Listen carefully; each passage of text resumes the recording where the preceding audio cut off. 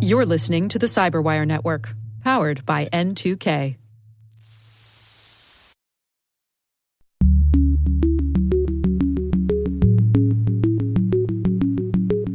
You have to really search your soul and say, am I really onto this something here, or is this becoming a self-fulfilling prophecy? Because anyone who takes that step has reached the conclusion, I know better. Hello, everyone, and welcome to Caveat, the CyberWire's privacy, surveillance, law, and policy podcast. I'm Dave Bittner, and joining me is my co-host, Ben Yelin from the University of Maryland Center for Health and Homeland Security. Hello, Ben. Hello, Dave. Today, Ben looks at Cloudflare's decision to cut service to Kiwi Farms. I've got the first report from the U.S. Congressional Research Service on the metaverse. And later in the show, Ben's conversation with Robert Carolina. He's senior fellow with the Information Security Group at Royal Holloway University of London. They're discussing the legacy of Edward Snowden. While this show covers legal topics and Ben is a lawyer, the views expressed do not constitute legal advice. For official legal advice on any of the topics we cover, please contact your attorney.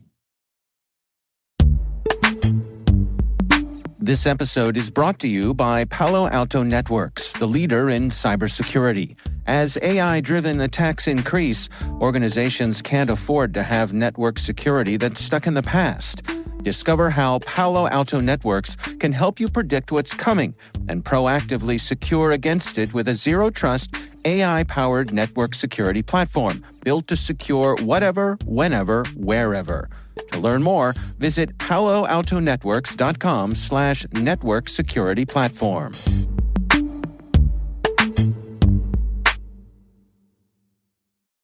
All right, Ben, we got some good stories to share this week. Why don't you start things off for us here? So the big one in the technology world is what happened over Labor Day weekend with Cloudflare and the site Kiwi Farms. So Cloudflare, I think all of our listeners would be familiar with them. They're a web infrastructure and security services provider. They support the back end of websites. They prevent your website from being the victim of a DDoS attack, for example. Then there's the site Kiwi Farms, which is an outgrowth of 4chan and 8chan. It's basically a bunch of internet trolls. They go after marginalized individuals, including people who are autistic, people who are struggling with gender, sexuality things. They've led harassment campaigns against trans rights activists, other individuals, and their harassment has been linked to a series of suicides. So they're really, really bad people, to put it mildly.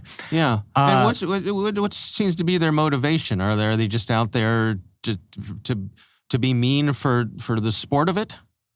I kind of get the impression that that's like 90% of it. I think they have a political agenda, which is we're against political correctness. We're against some of these like modern social movements. But really, they're just a bunch of angry people online who are fine engaging in harassment campaigns. And they feel a certain degree of anonymity and immunity, I suppose. Yeah, I'll also state, yes, they do. I mean, they can stay anonymous. I think it's important to state that sites like Kiwi Farms can serve as a community for a lot of people who are otherwise marginalized and don't have interaction with other members of society, which is really dangerous. I mean, sometimes the only community people feel like they belong to is an online community. And what if your online community is a bunch of trolls who are organizing harassment and targeting of transgender people and autistic people, that sort of thing. Wow. So there is an activist campaign. There's one prominent trans activist who is spearheading this to get Cloudflare to cut services to Kiwi Farms. And this weekend, Cloudflare announced that they would do that. Their CEO issued a long statement where he really expressed great regret and sorrow about making this decision. Basically saying, as the provider of back-end support for website services, we do not want to be involved at all in basically any type of content moderation. It's basically, we're free speech absolutists, and the absolute last thing we would ever want to do is cut off service to a site because of the content of their speech. I think in this circumstances, he felt compelled to do it because there were instances of specific threats being leveled at individuals. This one trans activist who led the campaign ended up having to go to Ireland or Northern Ireland, and she really felt danger for her own life and had to report. So you say she had to go there, you mean she went there out of a fear for her own safety? Exactly. Wow. She's a U.S. citizen who went overseas because she was fearful for her own safety because of this harassment campaign. And when she was overseas, she had to call law enforcement to let them know about credible threats against her because people with Kiwi Farms were able to track her location somehow. So as a result of the fact that there was a specific charge of harassment, that there was some type of imminent threat, Cloudflare felt forced to make this decision. They've only done something like this a couple of times in the past. They cut services to the Unite the Right group in the wake of the 2017 Charlottesville attack protests. But it's just this very interesting scenario of big tech companies who have these very deeply held principles about not moderating content, fostering an atmosphere of free speech, but then they're up against these edge cases where people are making very specific threats, and it's almost impossible for them, morally, legally, etc., to stay silent to this type of harassment. And it just shows that you can wax poetically about not policing speech, about not moderating any sort of content, not being politically biased, but there are going to be instances like this because the internet is a big place, and there are a lot of bad people out there who want to harass people. Right. Well, can we let's help me unpack this a little bit so to clarify my own understanding. I mean, I would imagine that Cloudflare, for example, would not support a website that was posting, child sexual abuse material, right? And no, would they say that, well, that's illegal? Yes. So you can't do that. And that's always a special carve-out, Yeah. even under our First Amendment laws. So I think they would refuse to support something like that. That's true. But in all types of closer cases, I think in one instance they withdrew their services from the Nazi Daily Stormer website. And there was another 8chan troll haven in 2019 that mass shooters were using. And they were using that site to distribute racist manifestos that motivated mass shootings, and they cut services to that. But beyond that, I mean, there are a lot of other really, really objectionable things that they're fine supporting because that's their business, that's their business model. Can you help me understand here? I mean, this whole notion of a free speech absolutist, right? I mean, even our Constitution is not absolute when it comes to free speech. It's not. Yeah. I mean, there are certain things that fall outside free speech protection, false advertising, things that lead to imminent lawless action. So speech that not only is threatening, but also would cause somebody to imminently cause physical harm to somebody else.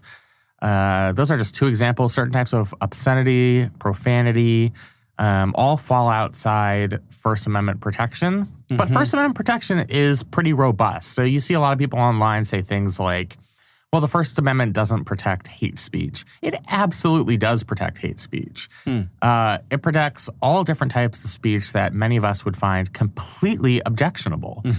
So when people who know what they're talking about, say that they're free speech absolutists, I think they're saying that they're willing to go out on a limb and defend all different types of quote-unquote bad speech in order to protect the value of a free and open society.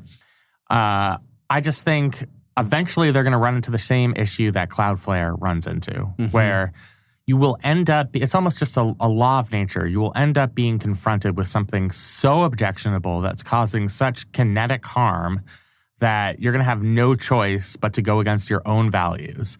And that's exactly what Cloudflare did. They say that it's a dangerous decision. The decision they made to cut services is dangerous for them, and it's one that they're not comfortable with. And they didn't even want to attribute it to the activist campaign because they're so ashamed of it. They just said they're taking this action because there is an imminent threat to somebody's life or physical safety. But we are going to reach that point because there are a lot of, Kiwi Farms is not alone in the data sphere among people who are willing to cause harm to others, who are willing to dox and stalk and swat and do all different types of terrible things to people. Mm-hmm. So I just think it kind of shows the limit, even of these companies that say privacy is a value and free speech is a value. There are always going to be cases where you're going to have to go against your values. I've rarely seen companies, and there are a few of them, but it's just a real rarity that when you're faced with a circumstance like this, you're able to actually practice the very values that you preach to the fullest extent possible. Now, what does this mean for Kiwi Farms? Can they shop around and find someone else to provide this service for them, or is this it for them? Yeah, I mean, they sure can. All we know from them, they posted a statement on Telegram saying that this decision was done without any discussion. All they got was a suspension notice. Mm-hmm. They're denying that there was a threat to life or health and safety. Yeah, they can provide another provider for back-end services. Again, the website is going to work. Mm-hmm. They're just going to be vulnerable to denial of service attacks. So... Right. For all intents and purposes, they've kind of made themselves a target for people who want to institute cyber attacks. So they're probably going to be screwed in that respect. Mm-hmm. But yeah, I mean, if somebody wants to create a Cloudflare alternative that serves the 8chan community and Kiwi Farms, the market isn't going to stop them from doing so. It just might take a while to develop. Mm-hmm. And oftentimes these alternatives just end up being kind of poor imitations of the original. I mean, you think of something like Truth Social. Like, that sounds good in theory as an alternative to Twitter. It's something that former President Trump created so that he could practice free speech on his platform. But they've run into a whole bunch of problems. One of them is people don't want to be on a website or on a social media platform that doesn't regulate speech, because then you just get a bunch of trolls and harassers and neo-Nazis. Right. It just doesn't work. It just doesn't work. No, exactly. You cannot, I mean, you cannot have a forum without any kind of moderation. It just doesn't, I mean, it's a great idea. or maybe great's not the right word for it. It's a seductive idea. Yes. Right? But it just doesn't work. It just doesn't work. And I think more companies are going to be faced with situations like this where their back is against the wall and they're forced to admit that we can't practice what we preach all of the time. Mm-hmm. And Apple's done it. Meta's done it. Mm-hmm. All these companies that pride themselves on fostering a community of free speech, whether it's a pressure campaign or not, or whether it's protecting life and safety, it's going to happen. And so I just think it's a wake-up call to any company that thinks it's going to be the foremost champion of free speech and a company that can stay in the good graces of the rest of the corporate community. Mm-hmm. As you say, it's kind of impossible. Yeah. What about the legal side of things? I mean, is there any peril for Cloudflare if someone like Kiwi Farms, as you say, their harassment leads to suicides? Is Cloudflare in anybody's, crosshairs because of that? They're largely protected because of Section 230 of the Communications Decency Act. I see. I mean, they are a platform, so they have legal immunity because they aren't participating in this. They're just facilitating this type of speech by providing back-end services. They're not actually committing the speech themselves. So they were at a very low risk of legal liability because of Section 230. I wouldn't say there's zero risk, but I would say it's a low risk.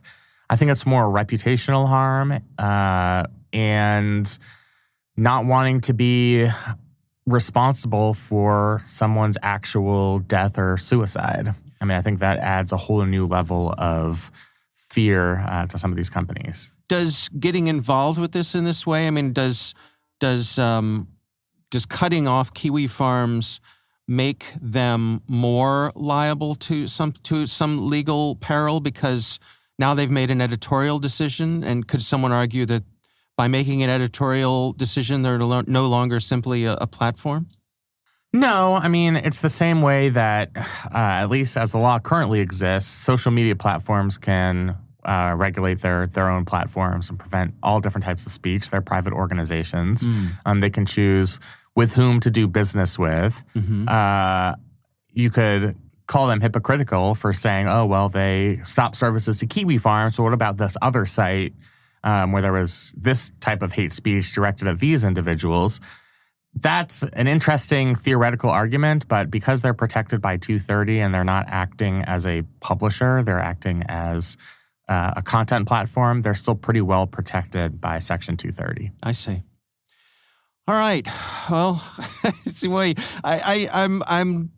I'm chuckling because of how universal it is that these edge cases are what, sets the pace, right? I mean, maybe we should call this Yelin's Law or Bittner's Law, where any company that asserts its free speech principles will eventually run into a situation where a really bad person or bad group of individuals makes them abandon their principle. It is going to happen. Yeah. I think there are certain things that are certain in life: death, taxes, and bad people on the internet.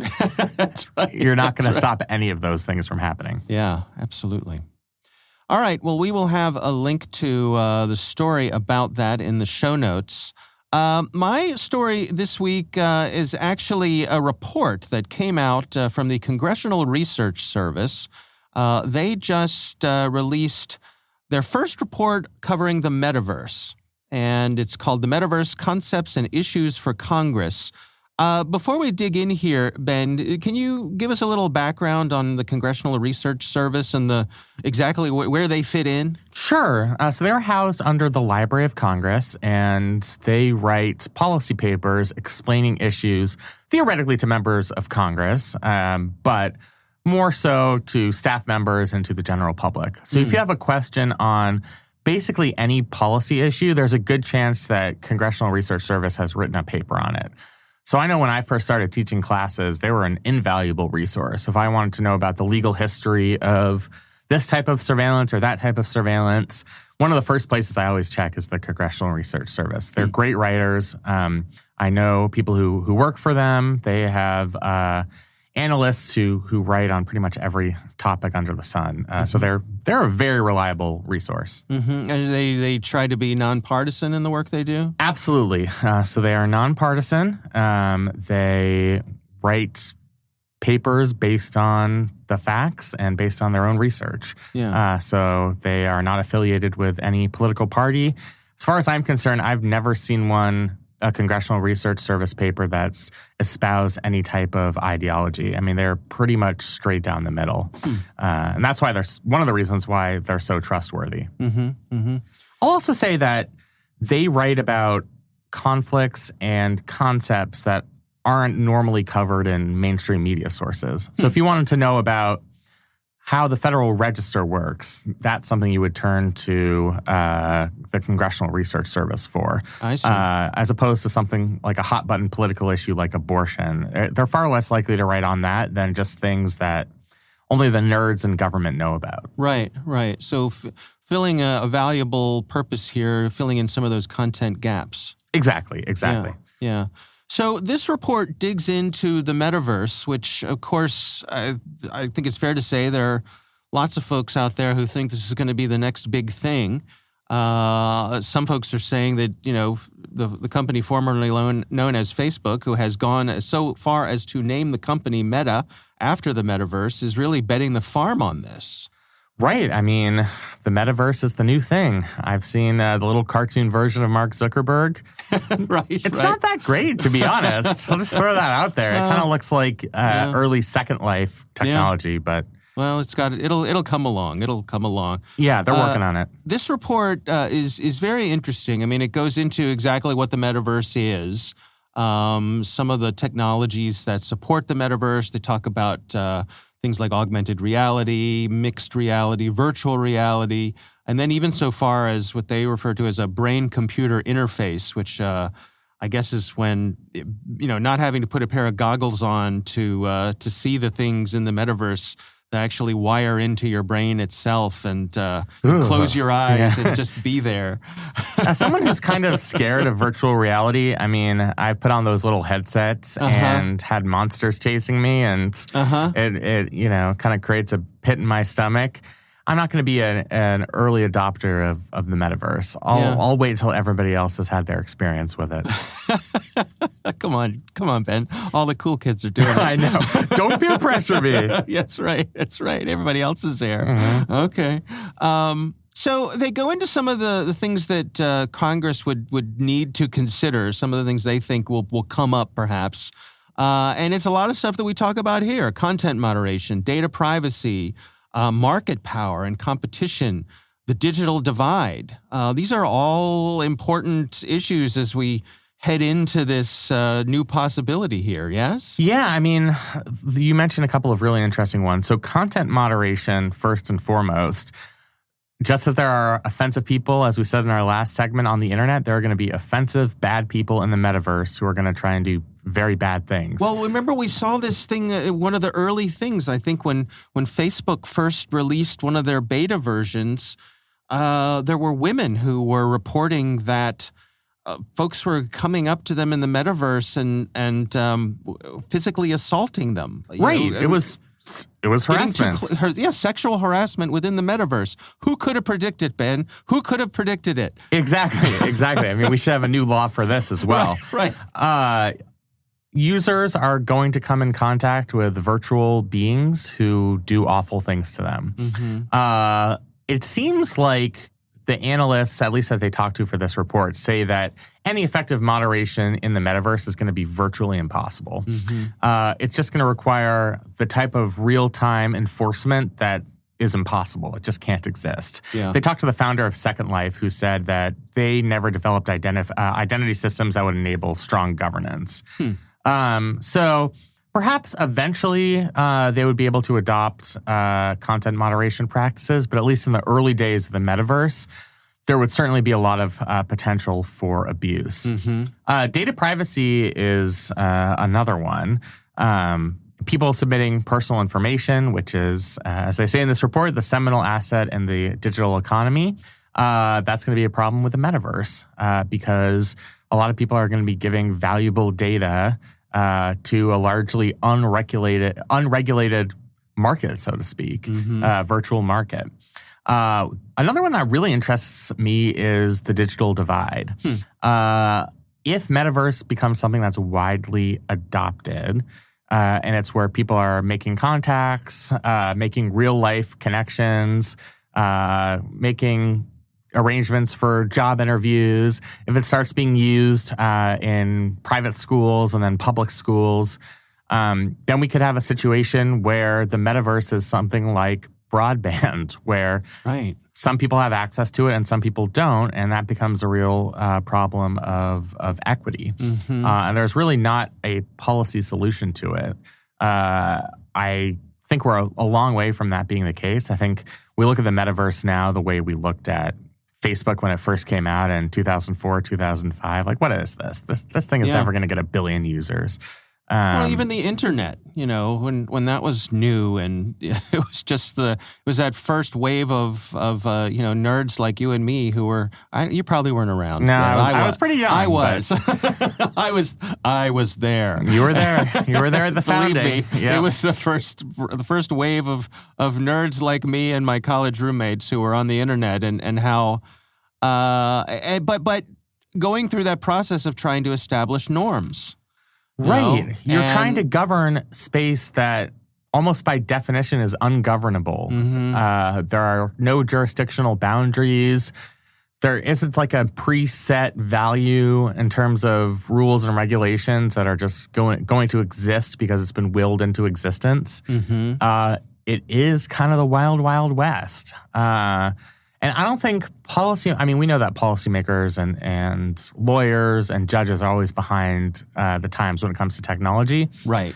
I think they're not even close to answering some of these policy questions. I think this CRS report is really probably the first time that even staff members for members of Congress have thought about the policy implications of the metaverse. So I'll say that I really hope they read this.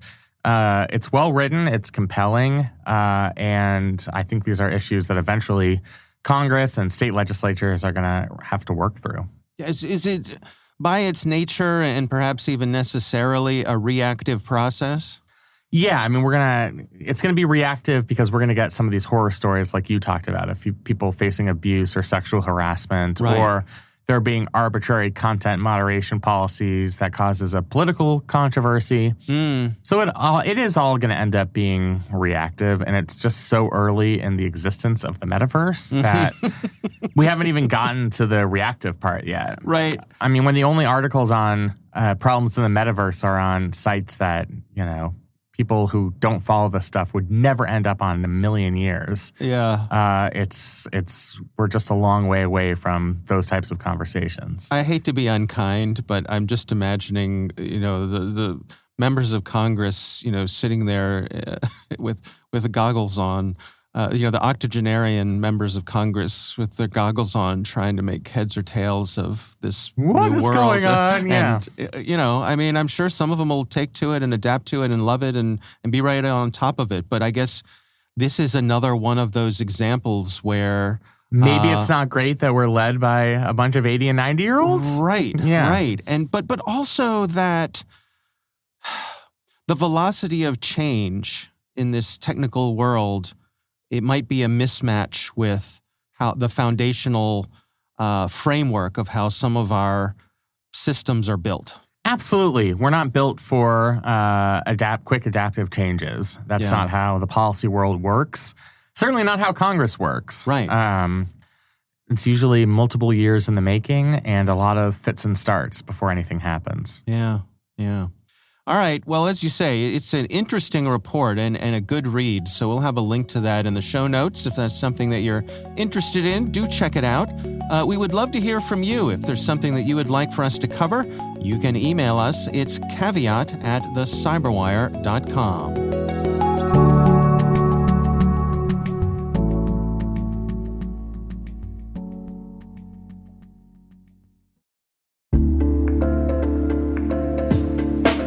And now, a word from our sponsor, SpyCloud, the cybercrime analytics leader.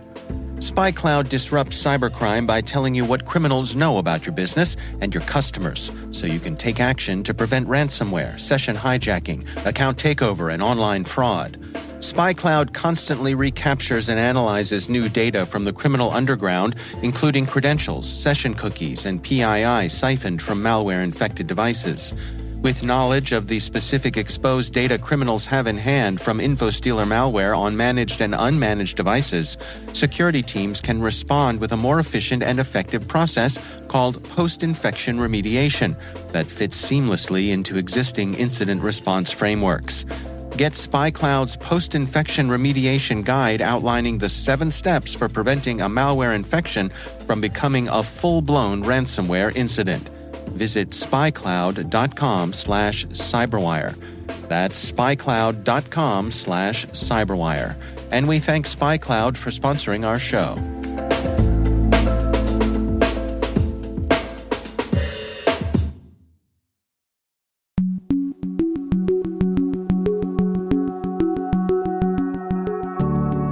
Ben, it is always a pleasure to have Robert Carolina join us. He's been on the show a couple times.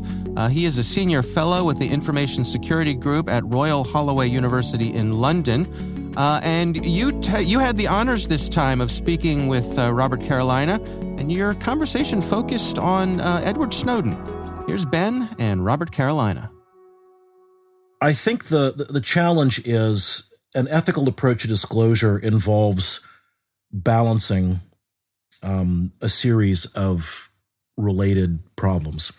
The first test, I suppose, the first thing for anyone who wants to disclose or feels they should be disclosing is whether or not they've spotted evidence of wrongdoing. In other words, is the person really convinced that what they've spotted is wrong with a capital W? Mm-hmm. There's a lot of times we see things we don't like, or we think it might be wrong, or there's something, the smell test, it just doesn't quite pass. But is that really enough? I mean, if you're going to go down this path of disclosure to a journalist, Because before we take a next step, let's remember that for people who work in, particularly in high security situations, or even just under a civil law non-disclosure agreement, sort of like, I don't want to call it a low security situation, but it's the stakes are lower, certainly.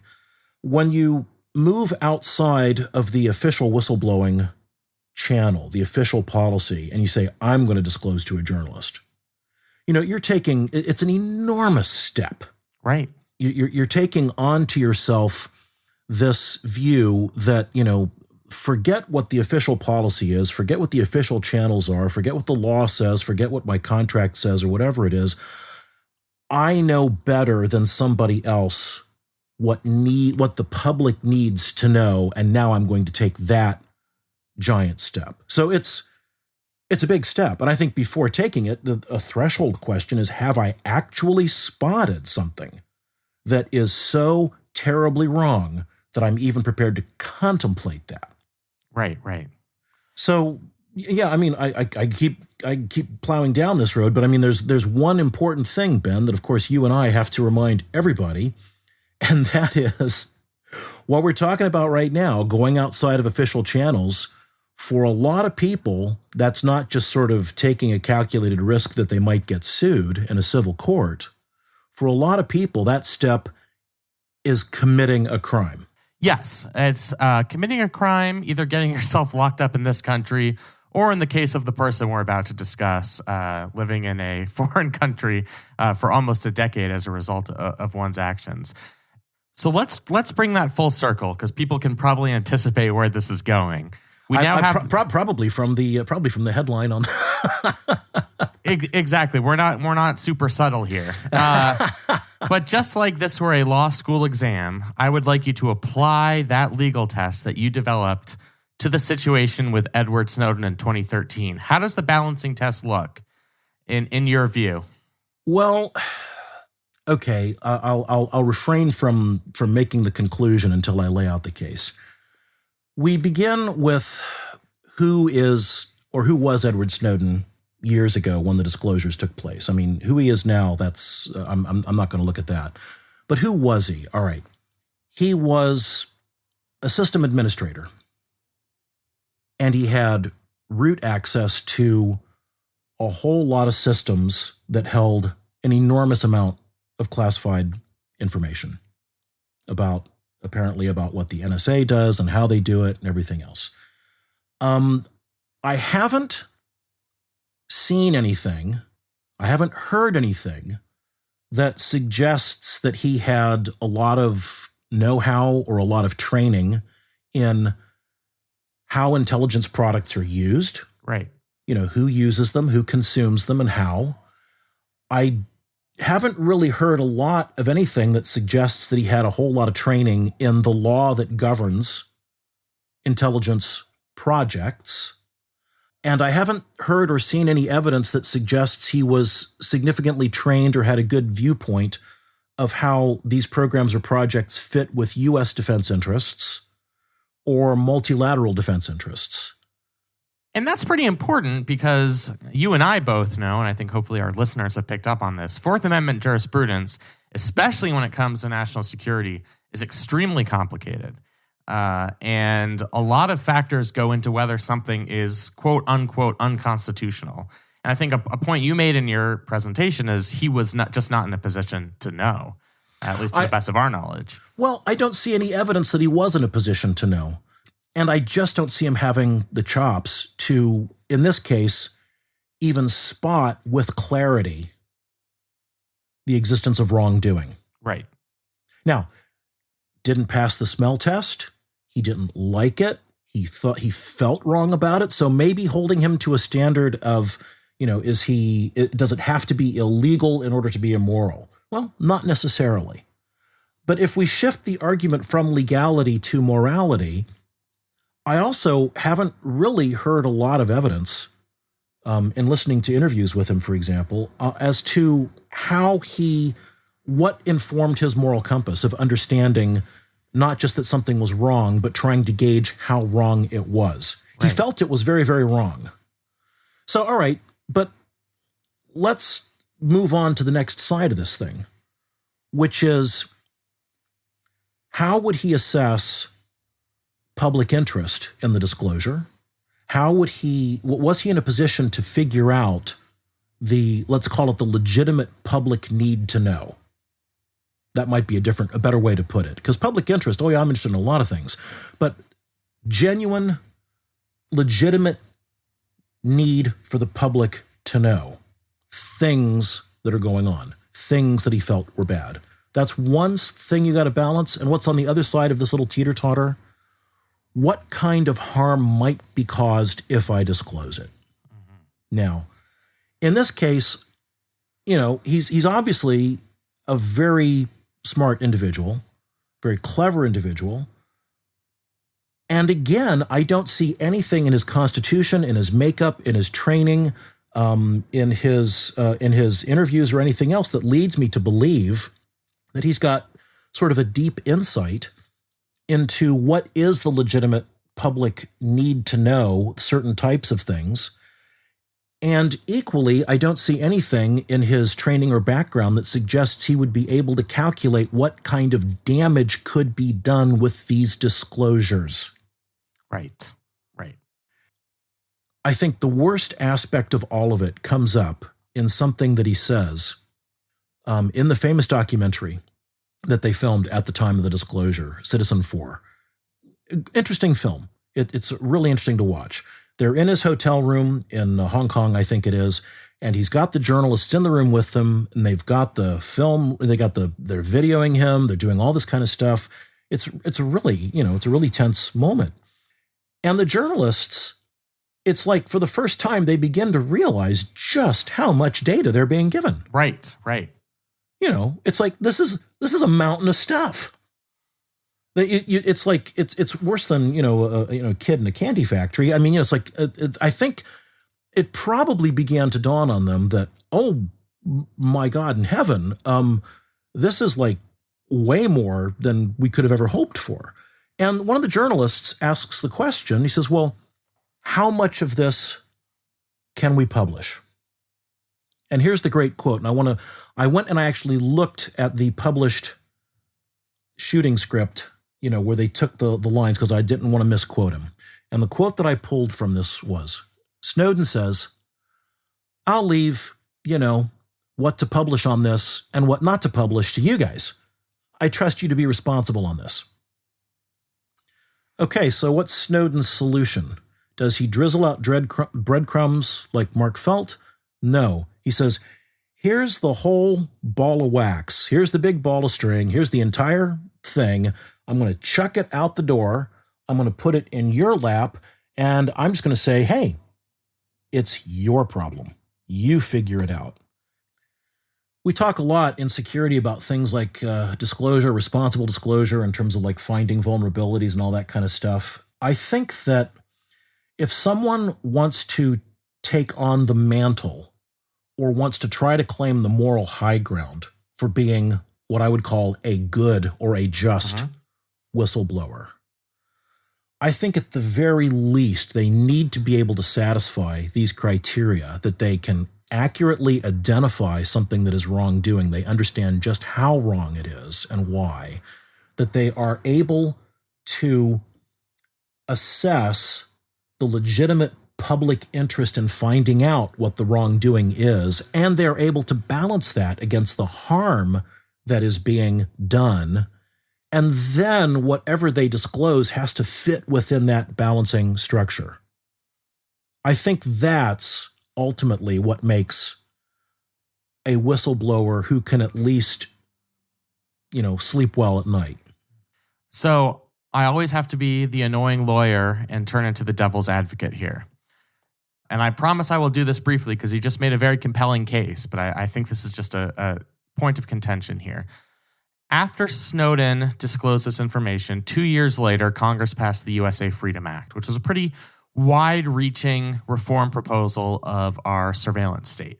They also made some minor revisions to the FISA Amendments Act. And more broadly, we've now had a 9-year debate on the value and the extent to which we want to have such a pervasive national security surveillance state. So given all of that, that's something of value that he provided us. How does that affect your analysis, if at all? Well, first, let me violently agree with everything you just say. I agree that the disclosures prompted an important debate. And frankly, that debate was long overdue. Many of us who work in the field of cybersecurity had suspected for a very long time that things basically worked this way. So it didn't surprise me. And there were a lot of people who weren't surprised. But I guess what did surprise me was how surprised the public policymakers were and how surprised a lot of other people were. So I agree with that side of this, Ben. However, even though the disclosures prompted a long overdue debate on these types of issues, I'm not persuaded that prompting that debate would only happen after disclosing everything that was disclosed. I think there probably could have been a lot less that might have gotten people to move on this. I don't know. I might be wrong. I'll freely concede that. But I don't think that the good that has come from this is necessarily outweighs the potential harms that could have been created. And I don't think, I just don't think it makes for what I would think of as responsibility in the mind of the whistleblower. And, you know, to be brutally honest, and I was dishonest with the students I was talking to as well. Piece of advice number 1, don't become a whistleblower. Don't do it. That's just a basic, simple piece of advice. Don't do it. Right or wrong, lauded as a hero or thrown in jail, you know, even if you win the sort of whistleblower lottery and everyone applauds you, there's a very real chance that your career is over and that your life is over. Because there will be a large number of people who are going to like lift you up on their shoulders and they're going to applaud you and they're going to say, oh, what a great person you are. And then you turn around with your CV, your resume, and you say, oh, you have any jobs going? Oh, gosh, look at the time. Yep. You know, I think it's a very, very potentially self-destructive act. So if someone's going to cross that threshold, obviously, one of the series of reforms that have come through, I understand, although you're the expert on this, I'm not, is that particularly within government offices, there are a lot of, let's say, official channels for directing whistleblowing concerns. Absolutely, more so than there used to be. And Snowden knew about those, and he said, but I didn't think they were effective. It's like, well, that's just kind of a way of saying you didn't get the result you wanted. That's not the same thing as they weren't effective. Right or wrong, it's still hard to tell. But for anyone sort of like navigating that point of saying, you know, I'm prepared to just, you know, rip up this, suffer in a civil sense, in a non-government operations sense, I'm prepared to be sued by my employer. I'm prepared to be fired. I'm prepared to, become a pariah in my industry or whatever it is. You know, if you're prepared to take that kind of step, you have to really search your soul and say, am I really onto this something here? Or is this becoming a self-fulfilling prophecy? Because anyone who takes that step has reached the conclusion, I know better. I know better. I know better than my boss. I know better than the person who runs the company. I know better than the person who runs the agency. I know better than the inspector general. I know better than all these people on the line ahead of me who are supposed to be experts at this sort of thing. But I know better. You really need to be careful before you go down this path, because sometimes blowing the whistle itself is a harmful thing. Right. And you really need to search your soul before you go down this path. But ultimately, Ben, this is the problem of talking about subjects like this. I don't think there's a simple answer to it. Whenever you look at hard ethics questions like this, I don't think there is a simple answer to it. Yeah, I mean, I think that certainly rings true, and I think we might have some of our listeners who would agree with you, and some who would think Snowden and those who came before him were making a morally courageous decision, and I think that's something we'll have to leave up to our listeners. But I want to thank you for a great interview and for your insight and Glad you were able to join us. Robert, Carolina, thank you. Thank you.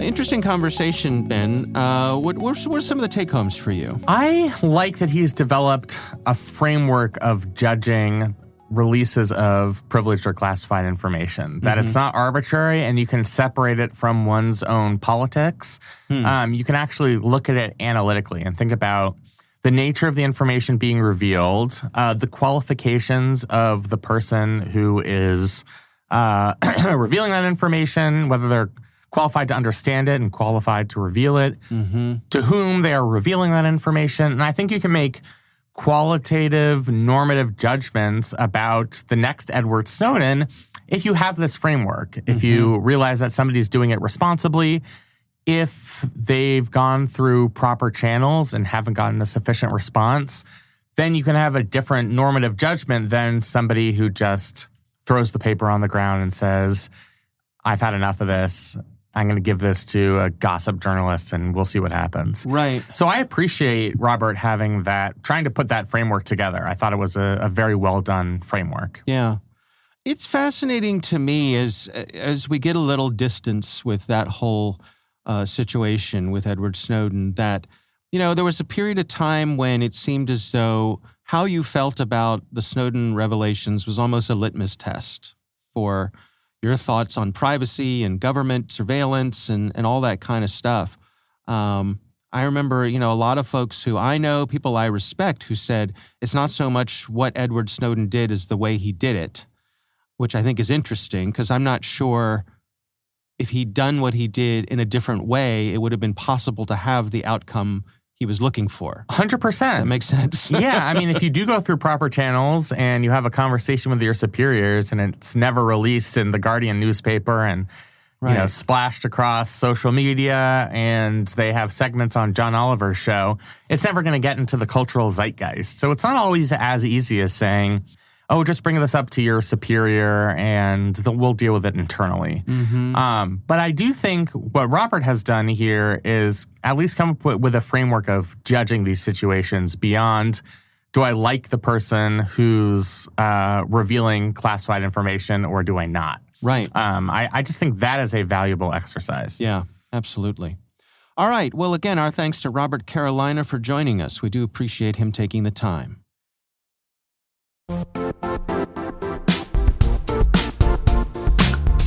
Now, a word from our sponsor, the Johns Hopkins University Information Security Institute, currently seeking qualified applicants for its innovative Master of Science in Security Informatics degree program. Study alongside world-class interdisciplinary experts and gain unparalleled educational, research, and professional experience in information security and assurance. Interested U.S. citizens should consider the National Science Foundation's CyberCorps Scholarship for Service program, which covers tuition and a $6,000 annual professional development allowance, as well as providing a $37,000 additional annual stipend. Apply for the scholarship and the fall semester by March 1st. Learn more at cs.jhu.edu/MSSI.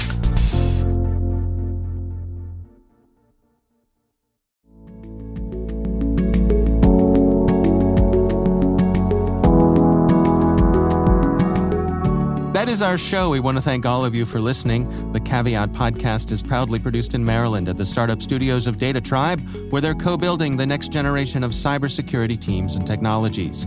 Our senior producer is Jennifer Eiben. Our executive editor is Peter Kilpe. I'm Dave Bittner. And I'm Ben Yelin. Thanks for listening.